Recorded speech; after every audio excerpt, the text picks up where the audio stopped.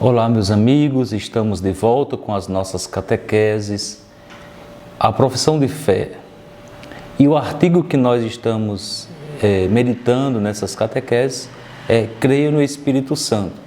E o desdobramento de dizer Creio no Espírito Santo. Hoje e nas próximas 2 semanas, nós vamos fazer a relação entre o Espírito Santo e a liturgia da Igreja.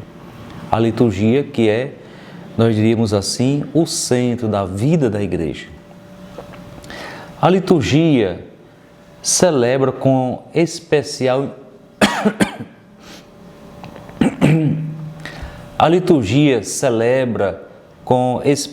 intensidade a presença atuante de Cristo na comunidade eclesial, particularmente na Eucaristia, que é fonte da Igreja, conforme nos ensina o Papa João Paulo II na encíclica Ecclesia de Eucaristia.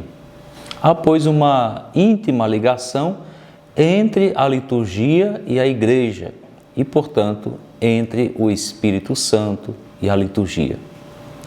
Embora a liturgia não esgote toda a ação da Igreja, ela é considerada como o ponto culminante para o qual tende toda a ação da Igreja.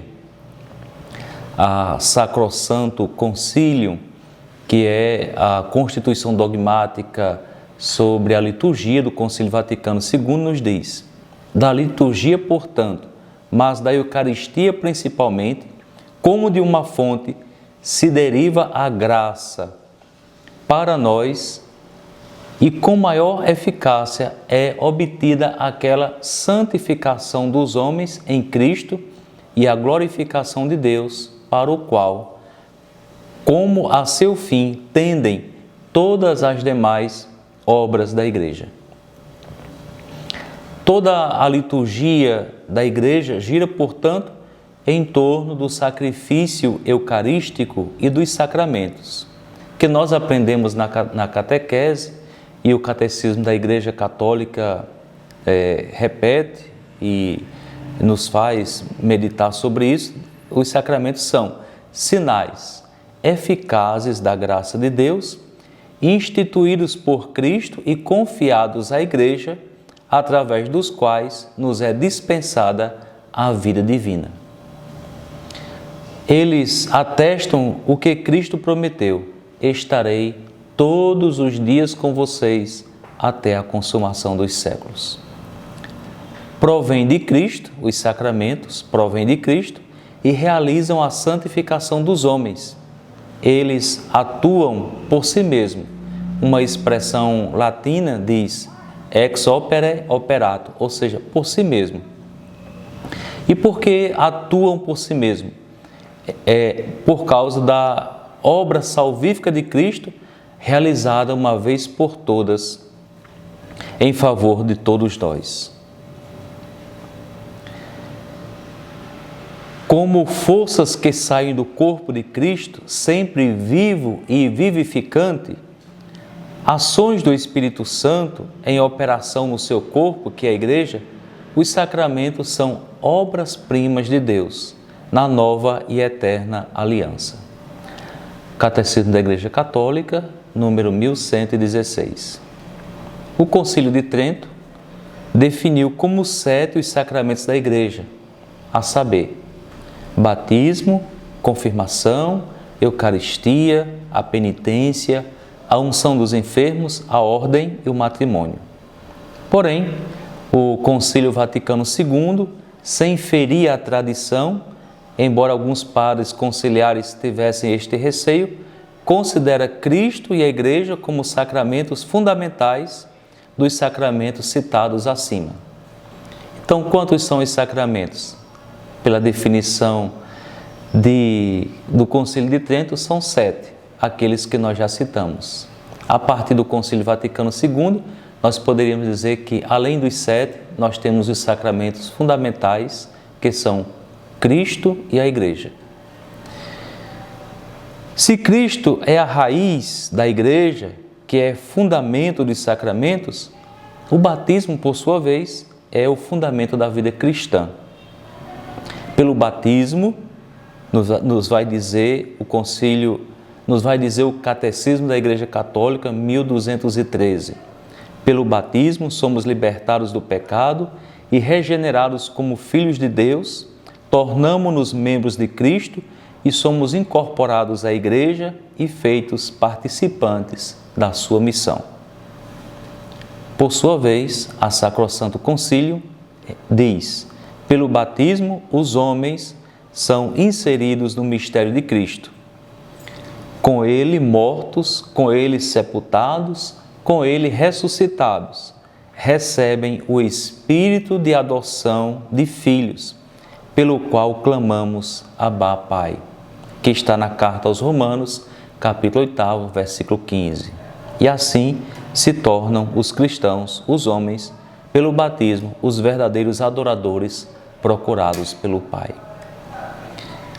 O sacramento da confirmação enriquece os batizados com a força especial do Espírito Santo e os vincula mais perfeitamente à Igreja. Pela crisma, o cristão fica comprometido a dar testemunho do Evangelho de Cristo e a difundir e a defender a fé, tanto pela palavra quanto pela ação.